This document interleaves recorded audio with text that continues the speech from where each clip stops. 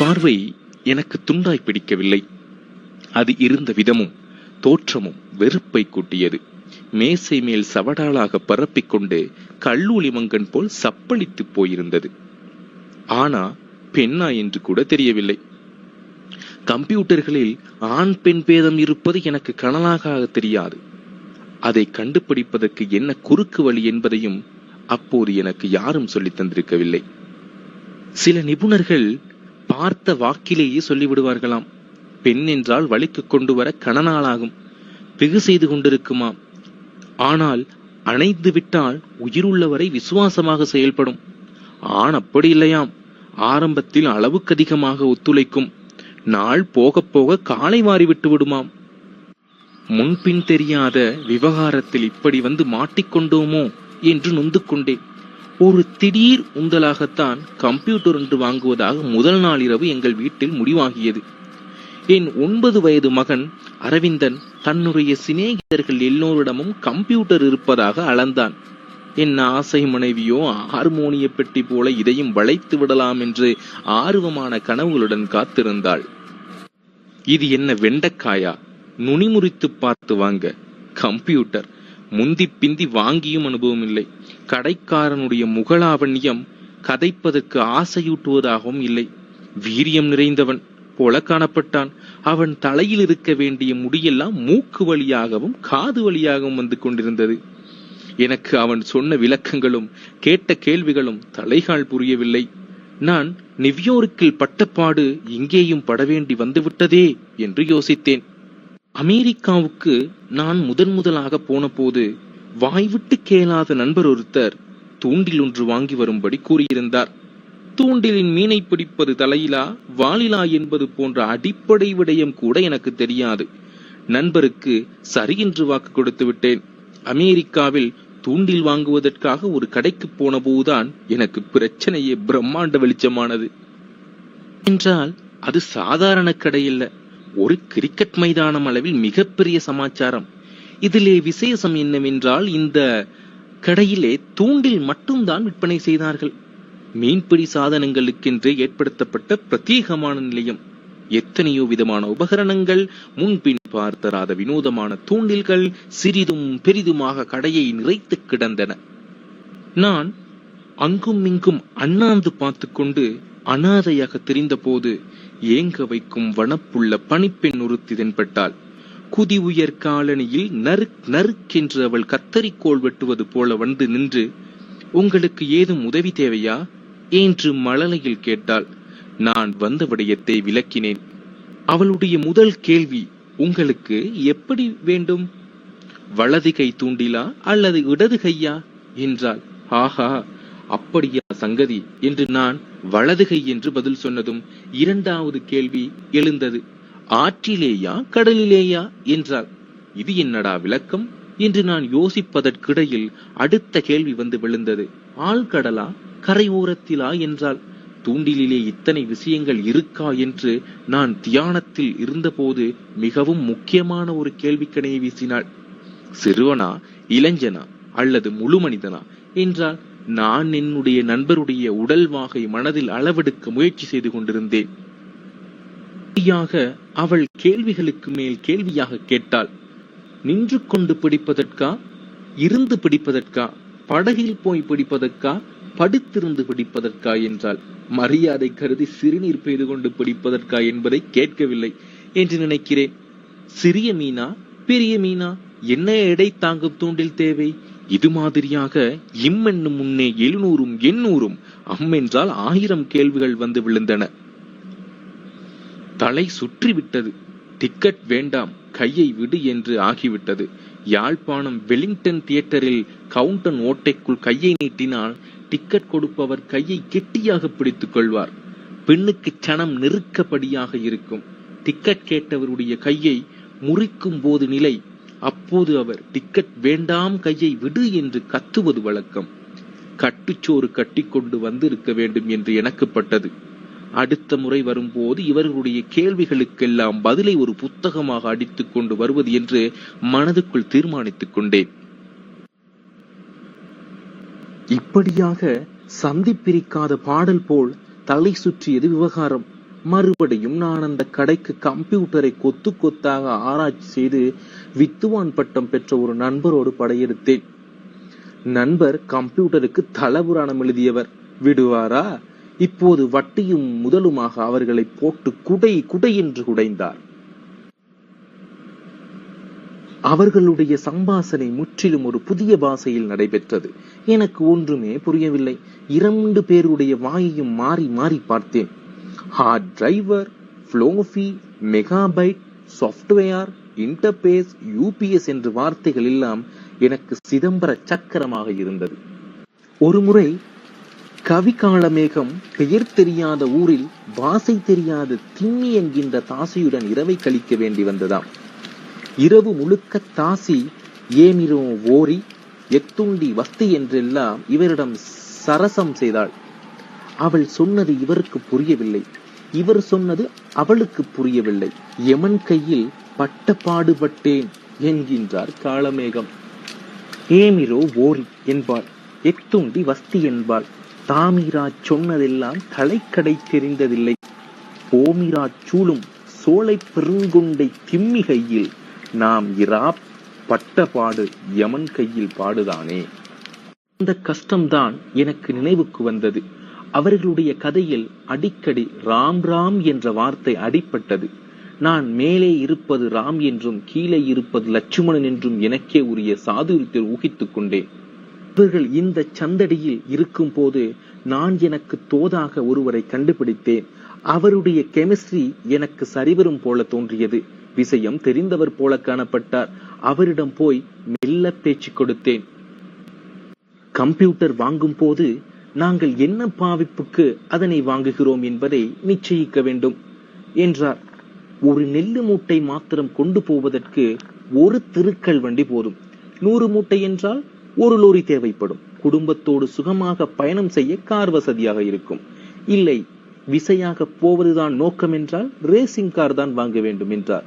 இது என்னை யோசிக்க வைத்ததோடு கூட்டையை மேலும் குழப்பிவிட்டது. இது தவிர்ந்த ராட்சத கம்ப்யூட்டர்களும் தனித்தியங்கும் கம்ப்யூட்டர்களும் இருந்தன.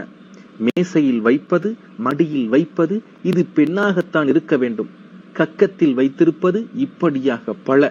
தலையில் வைப்பதும் இன்னமும் வரவில்லை என்றே நினைக்கிறேன். அது வந்துவிட்டால் பெண்கள் தலையில் மல்லிகைப்பூவை வைப்பதற்கு பதிலாக இதை வைத்துக் கொண்டு போனாலும் ஆச்சரியப்படுவதற்கில்லை.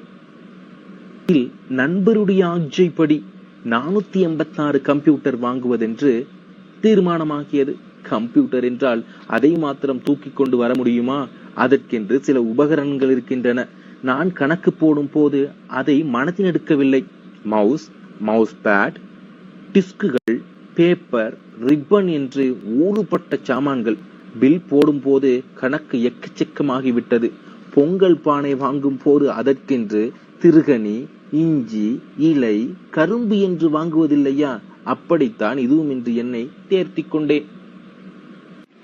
நாங்கள் எல்லாவற்றையும் காரிலே ஏற்றி திரும்பி வரும் போது நண்பன் 486 கம்ப்யூட்டர் 486 கம்ப்யூட்டர் என்று உச்சாடனம் செய்தவாறே அதன் வீர பிரதாபங்களை பற்றி ஒரு பரணி பாடினார். எங்கள் ஊரிலே சிவக்கொழுந்து 1008 வேட்டி வாங்க வண்டி கட்டி பெரிய கடைக்கு போனதைப் போல நானும் எனக்கு 486 கம்ப்யூட்டர்கள் கிடைக்கப் போகிறது என்று மடத்தனமாக ஒரு கணக்கு போட்டதை எண்ணி வெட்கினேன். ஆழத்தி எடுக்க நிற்பது போல் ஆவலோடு வாசலில் காத்திருந்தாள் என் மனைவி. அவளுக்கு பக்கத்தில் என் மகன் நிறை பொங்கல் பானையை இறக்குவது போல மெதுவாக கம்ப்யூட்டர் இறக்கி உள்ளே கொண்டு போய் ராகு காலம் தவிர்ந்த நல்ல வேளையில் ஒரு மேசையில் இருத்தினோம். முதல் வேளையாக சாமிக்கு தீபம் காட்டிவிட்டு வந்த என் கணிப்பொறி நெற்றியில் ஒரு குங்கும பொட்டு வைத்தாள் என் மனைவி. கையகலத்துக்கு அரவிந்தன் அதில் ஒரு ஓம் ஸ்ரீராம் எழுதினான். இப்படி ஒவ்வொருத்தரும் ஒரு பரபரப்புடன் கம்ப்யூட்டரை இயக்கி பார்த்தோம், தட்டி பார்த்தோம், தடவி பார்த்தோம், அதன் புதுமணத்தை நுகர்ந்தோம். அது கிரிக் கிரிக் என்று உயிர் பெறும் அதிசயத்தை வாய் திறந்து பார்த்து ரசித்தோம். அன்று முதல் அந்த கம்ப்யூட்டர் எங்கள் குடும்பத்தில் ஒன்றாகிவிட்டது.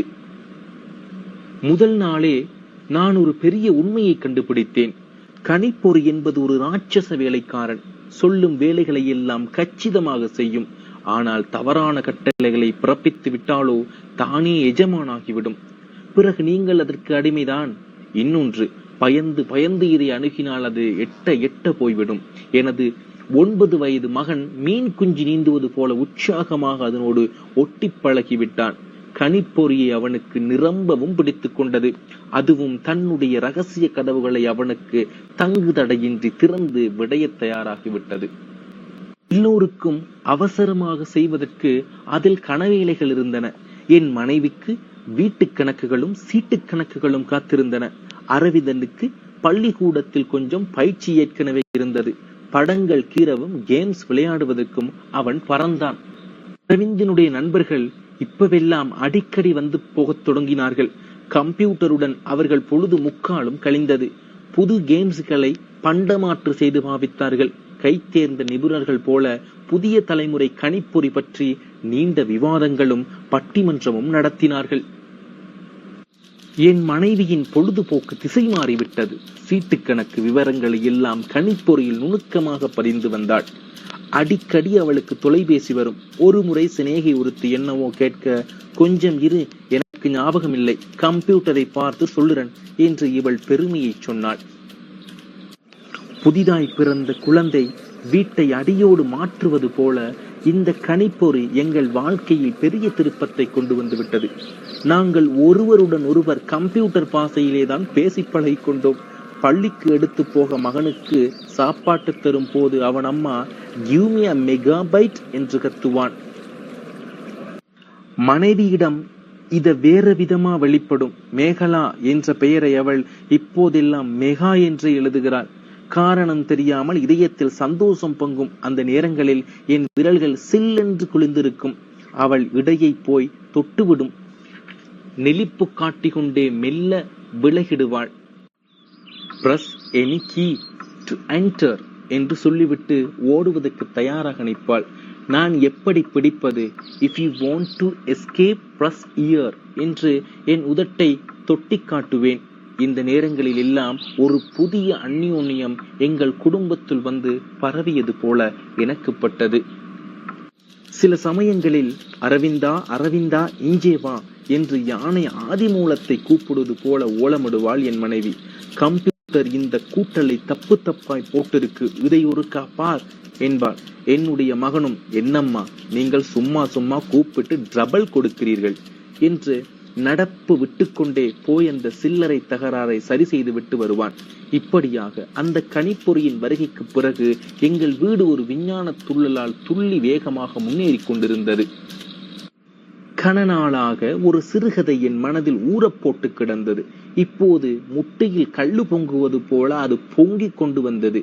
இனியும் எழுதாமல் தாமதிக்க இயலாது என்ற நிலைமை. 2 காதலர்களை பற்றியது அந்த கதை. காதலிக்கு மாற்றல் கிடைத்தது.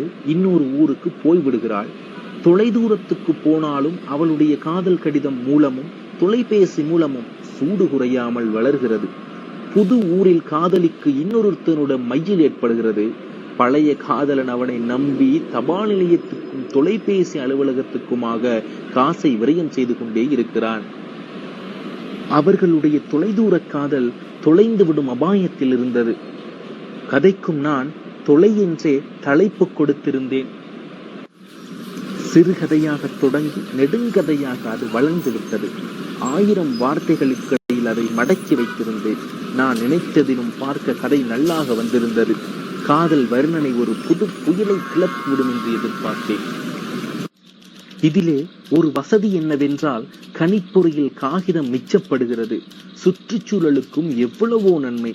கையினால் எழுதுவது போல அடித்து அடித்து எழுதி திருத்தங்கள் செய்து காகிதத்தை விரயமாக்கிய வேண்டியதில்லை. எல்லா திருத்தங்களையும் கம்ப்யூட்டரில் ஒரே அடியாக செய்துவிடலாம். எத்தனை மரங்கள் நிம்மதி பெருமூச்சு விடும். நான் ஒரே மூச்சில் 8 பக்கங்களை அடித்து முடித்திருந்தேன். வேண்டிய திருத்தங்களை கணிப்பொறியிலேயே செய்து கொண்டேன். எழுதி எழுதி அடித்து அடித்து கையில் முறியும் அவசியம் இப்போதெல்லாம் இல்லை. வேலையை முடித்து கைகளை தூக்கி நாரியை நிமிர்த்திய போது மின்சாரம் நின்று விட்டது. அடிக்க அவ்வளவும் பாழாகி என்னுடைய ஆர்வம் கசங்கி போனது. முதலில் இருந்த திருப்பவும் இன்னொரு முறை அடிக்க வேண்டும். அடுத்த நாள் நண்பர் வந்தபோது இதை சொல்லி அழுதேன். எனக்கு சாதகத்தில் நம்பிக்கை இல்லை. கும்பராசிக்காரர் எல்லாம் அப்படித்தான். இருந்தும் என்னுடைய சாதகத்தில் கம்ப்யூட்டர் தத்து இருப்பதாக சுதுமலை சாஸ்திரியார் சொன்னது என்னை கொஞ்சம் கவலைப்பட வைத்தது. அப்போது நண்பர் எனக்கு 2 புத்திமதிகள் சொன்னார்.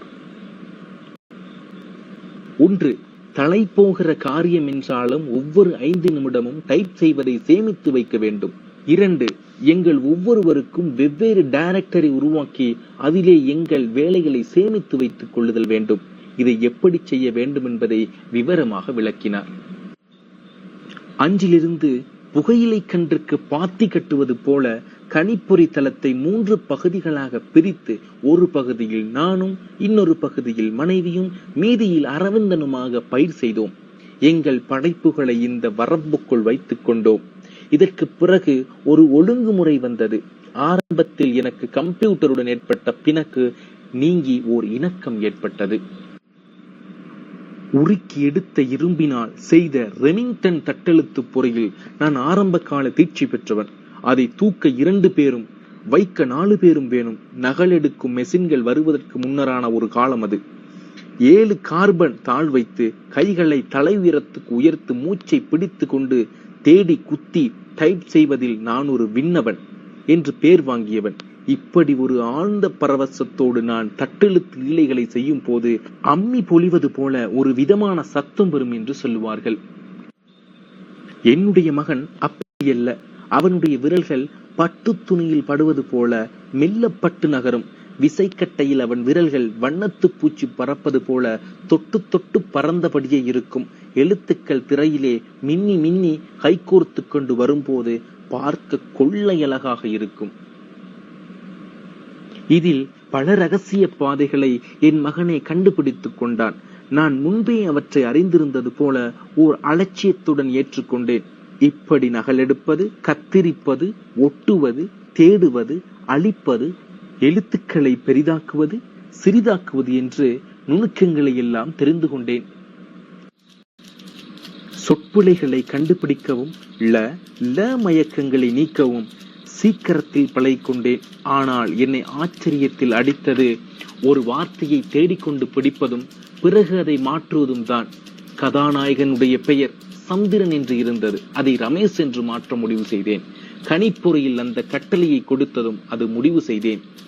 கணிப்பொறியில் அந்த கட்டளையை கொடுத்ததும் அது 36 பக்கங்களையும் தேடி துருவி சந்திரன் என்ற பேர் வரும் இடங்களில் எல்லாம் ரமேஷ் என்று ஒரு கணத்தில் மாற்றிவிட்டது. இதிலும் பார்க்க இன்னொரு அதிசயம் காத்து கிடந்தது. கதை 1000 வார்த்தைகளுக்கு மேல் நீடிக்க கூடாது. கணிப்பொறியில் கட்டளை கொடுத்ததும் அது நொடியில் வார்த்தைகளை எண்ணி கூறிவிடும். அது மாத்திரமல்ல, எத்தனை பக்கம், எத்தனை வரிகள், எத்தனை பராக்கள் என்று கச்சிதமாக சொல்லிவிடும். இது எனக்கு நல்ல ஒரு வசதியாக இருந்தது. இருதுபர்ணன் என்ற அரசன் தமயந்துடைய 2ஆம் சுயம்பரத்தில் கலந்து கொள்ள தேரில் விரைகிறான். தேரை நலனோட்டியபடியால் அது மின்னல் வேகத்தில் போய்க் கொண்டிருந்தது. தேர் ஒரு சமதரையில் கிடக்கும் போது அங்கே தாண்டிய காய்கள் கூடி கூடியாக காத்திருப்பதை கண்டார்கள். அப்போது இருதுபர்ணன் தலையை திருப்பி ஒரு பார்வை பார்த்துவிட்டு 10,000 கோடி காய்கள் என்று சரிகணக்காக சொன்னானாம். ஒரு பார்வையில் என்னும் அக்ஷர இதயம் என்ற கலையை அவன் படித்து இருந்தான். இந்த கம்ப்யூட்டரும் அப்படித்தான் அச்ச இருதய கலையில் கை தேர்ந்ததாக இருந்தது. ஆனால் இதை எல்லாத்தையும் சாப்பிடக்கூடிய ஒரு அதிசயத்தை அது எனக்காக அந்தரங்கமாக வைத்திருந்தது. அப்போது நான் அதனுடைய வஞ்சகத்தையும் சூழ்ச்சியையும் கண்டுகொள்ளவில்லை. நான் அந்த நெடுங்கதையை எழுதி முடிக்கும் போது இரவு 2 மணி இருக்கும். திருத்தங்களுக்கு மேலாக திருத்தங்கள் செய்து கதை ஒரு அபூர்வ அழகுடன் வந்திருந்தது. இப்படியான கதைகள் 1000 வருடத்துக்கு ஒரு முறையே பிறக்கும் என்று சொல்வார்கள். மனைவியை பார்த்தேன். அவள் அயர்ந்து தூங்கிக் கொண்டிருந்தாள். மகன் பால்வடியும் முகத்தை காட்டியபடி ஏதோ கனவில் முதந்து கொண்டிருந்தான். இப்பொழுது அச்சடித்தாள். பிரிண்டர் கற்கென்று ஊரையே கூட்டிவிடும். நாளை காலை அதை செய்யலாம் என்று நினைத்து கணிப்பொறியை மூடிவிட்டு படுத்துக் கொண்டேன். என்ன மடத்தனமான முடிவு அது! அடுத்த நாள் காலையில் எழுந்து கணிப்பொறிக்கும் பிரிண்டருக்கும் இணைப்பு கொடுத்தேன். கம்ப்யூட்டரை எழுப்பினேன். நல்ல பாம்பை உசுப்பி விடுவது போல இஸ் இஸ் என்று சத்தம் உயிர்த்தது. அந்த சத்தத்தை கேட்டுக்கொண்டே இருப்பது தனி ஆனந்தம். கதை சேமித்து வைத்த பைல்களை கூப்பிட்டேன். அது பேசாமல் கம் என்று இருந்தது. இன்னொரு முறை விழித்தேன். அதற்கு கோபம் வந்துவிட்டது. அப்படி ஒரு கோப்பே இல்லை என்று ஒரே போடாக போட்டது. இந்த கம்ப்யூட்டரில் ஒரு சனியன் என்னவென்றால் சொன்னதையே திருப்பி திருப்பி சொல்லி கொண்டிருக்கும்.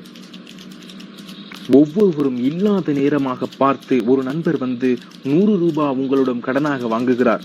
அடுத்த நாள் உங்களை பார்த்ததே இல்லை என்கிறார். உங்களுக்கு எப்படி இருக்கும்? அப்படிதான் எனக்கும் இருந்தது. 36 பக்கங்களையும் சாப்பிட்டு ஏப்பம் விட்டுவிட்டு ஒன்றும் தெரியாத அப்பாவி போல் என்னை பார்த்தது. எனக்கு சாட்சிக்கு கூட ஒருவரும் இல்லை. துருவி துருவி தேடினேன். என்னுடைய யுக்தி ஒன்றும் பலிக்கவில்லை. அந்த கோப்பு இருந்த சிலமன் கூட இல்லை. எனக்கு அழுகை வந்துவிடும் போலிருந்தது. தொலை என்ற தலைப்பில் நான் கணிப்பொறியில் எழுதிய முதல் கதை உண்மையிலேயே தொலைந்து போய்விட்டது. ஒரு ஏழை புலவர் அவருடைய பரம்பரை சொத்து ஒரு பாக்கு வெட்டி, உயிருக்கு அடுத்தபடி அவருக்கு அதுதான் எல்லாம். விறகு வெட்ட, கறி நறுக்க, பாக்குச்சீவை என்று எல்லாத்துக்கும் அதைதான் நம்பியிருந்தார். ஒரு நாள் அதை காணவில்லை. புலவருக்கு கையும் கூட ஓடவில்லை, காலும் கூட ஓடவில்லை. தேடு தேடு என்று தேடினார். விறகு தரிக்க, கறி நறுக்க, வெண் சோற்றுப்புக்கு அடகு வைக்க, பிறகு பிளவு கிடைத்ததென்றால் நாளாராக பிளக்க, பிறகு பறகென்று சொரிய பதமாயிருந்த பாக்கு வெட்டி இறகு முளைத்து பறந்ததுவோ எடுத்தீராய் கொடுப்பாரே. இந்த கதிதான் எனக்கும். பக்குவமாக பணியாரம் செய்து பனை நாற்கற்பெட்டியில் மூடி மாடாவில் மறைத்து வைத்தது போல இவ்வளவு கவனமாக இந்த கதையை கோப்பிலே செருகி வைத்தேனே, எங்கே போனது? இறக்கை முளைத்து பறந்து விட்டதோ? பனி மூடிய அந்த அதிகாலையிலும் நான் நண்பரை தேடிக்கொண்டு ஓடினேன். ஆத்திரத்தோடு நண்பர் அவுக்கண எலும்பி 2இல் 1 பார்ப்பது என்று பாய்ந்து வந்தார். அந்தரங்க மந்தர வித்தையெல்லாம் செய்து பார்த்தார். அது அசையவில்லை. குலையடிப்பது ஒன்றுதான் பாக்கி. எல்லாத்தையும் விழுங்கிவிட்டு ஒரு கெப்ரோடு இருந்தது. இறுதியில் பெண் கம்ப்யூட்டர் என்று பார்க்காமல் நண்பர் குலுக்கல் முறையில் தன் சாமீர்த்தியத்தை காட்டினார். அது அப்போது ஓர் அசிங்கமான பார்வை அவர் பக்கம் வீசியது. நான் அந்த சம்பவத்துக்கு பிறகு கணிப்பொறியை நிமிர்ந்தும் பார்த்ததில்லை. அதை பார்த்தால் கொன்றுவிட வேண்டும் என்ற என் கடமை உணர்வு எனக்கு வந்துவிடும். முகத்தை மறுபக்கம் திருப்பி கொண்டு போய்விடுவேன். அது செய்த நம்பிக்கை துரோகத்தை என்னால் மன்னிக்கவே முடியாது. பவித்திரமான எங்கள் குடும்ப சந்தோஷத்திலும் அந்நியோன்யத்திலும் இப்படியாக ஒரு கீறல் விழுந்து விட்டது என்று எனக்கு ஒரு வேதனையாக இருந்தது. தொன்று தொட்டு வந்த பாரம்பரியப்படி கதையை திரும்பவும் கையினால் எழுதுவதென்று தீர்மானித்தேன். ஆனால் ஆச்சரியம் என்னவென்றால் கதை வரமாட்டேன் என்றது. கம்ப்யூட்டரை பார்ப்பதற்கு முன்பாகவே கடவுள் கைகளை படைத்திருக்கிறார் என்பது என் நம்பிக்கை. இருந்தும் எனக்கு கையினால் எழுத முடியவில்லை. கம்ப்யூட்டர் தான் தேவைப்பட்டது. அது இப்படி காலை வாரியும் எனக்கு புத்தி வரவில்லை. முந்திய கதை முற்றிலும் மறந்து விட்டது. எழுத எழுத கரு மாறிக்கொண்டே சென்றது. என்ன எழுதுகிறோம் என்று எனக்கே புரியவில்லை. இப்படியாக என்னுடைய எழுத்து ஊழியம் கடவுளின் காருண்யத்தாலும் வாசகர்கள் முன்புறவில் செய்த நற்பயனாலும் அவசரத்தில் எழுந்த சிற்போல தடைப்பட்டு அந்தரத்தில் நின்று போனது. இந்த கஷ்ட காலத்திலும் என் மகன் அதனுடன் மிகவும் வாஞ்சையாக பழகினான். மணிக்கணக்காக விளையாடி கொண்டிருப்பான். நீல நிற யானையையும் சிவப்பு நிற குதிரையையும் வரைவான். பள்ளியில் கொடுக்கும் வீட்டு வேலைகளை கணிப்பொறியில் செய்வான். கதை சொல்லும் போது சொல்லுவது போல கம்ப்யூட்டரும் இம் என்று அடிக்கடி சொல்லிக் கொண்டே இருக்கும். அவன் ஏதாவது தப்பா செய்யும் போதான் அப்படி எச்சரிக்கும். என் மகன் அந்த நேரங்களில் கோவிக்காதே கோவிக்காதே என்று சொல்லி அதை சமாளிப்பான். ஒரு நாள் நான் வழக்கம் போல தொலைக்காட்சி பார்த்து கொண்டிருந்தேன். மகன் கணினிப்பொருடன் சல்லாபம் செய்து கொண்டிருந்தான். விளையாடுவதும் அடிக்கடி சிரிப்பதுமாக சமவயது நண்பர்கள் இருவரும் பழகுவது போல இருந்த இந்த காட்சி தொலைக்காட்சி கதாநாயகியின் தொப்புள் பிரதேசத்தில் மெய்மறந்து இருந்த நான் திரும்பி மகனுடைய கம்ப்யூட்டர் திரையை பார்த்ததும் திடுக்கிட்டேன். என் கண்களை என்னால் நம்ப முடியவில்லை. நீந்து பூசணிக்காய் போல கொழுந்து திரை முழுக்க அடைத்து கொண்டு இருந்தது என்னுடைய கதை. குண்டு குண்டான எழுத்து, தடித்த தலைப்பு, அதேதான் என்னுடைய கதைதானது. நான் 2 தரம் வாயை திறந்து திறந்து மூடினேன். காற்றுத்தான் வந்தது. விட்ராதே விட்ராதே பிடி என்று கத்தினேன். ஏதே கன்றுக்குட்டி ஒன்று அறுத்து கொண்டு ஓடுகிறது போலவும், தும்பை பிடி என்று நான் கதறுகிறது போலவும் அது இருந்தது. என்னுடைய மகன் குவளை மலர் போன்ற கருநீல கண்களை இன்னும் அகல விரித்து என்னை பார்த்தான். அவனுடைய கை மவுசை அழித்து பிடித்தபடியே இருந்தது. நான் பாய்ந்து கிட்ட போய்விட்டேன். இந்த ஃபைல் இங்கே எப்படி வந்தது என்றேன். எனக்கு ஒன்றும் தெரியாது. நான் என்றை டைரக்டரியில் தேடிக்கொண்டு வந்தேன்.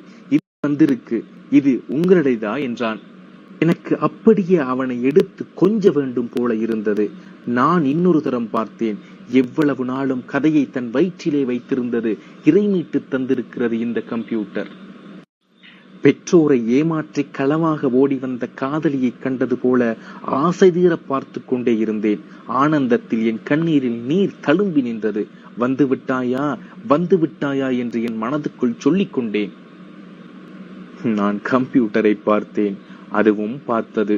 அதன் பார்வையில் இப்போது கொஞ்சம் நட்பு தெரிந்தது.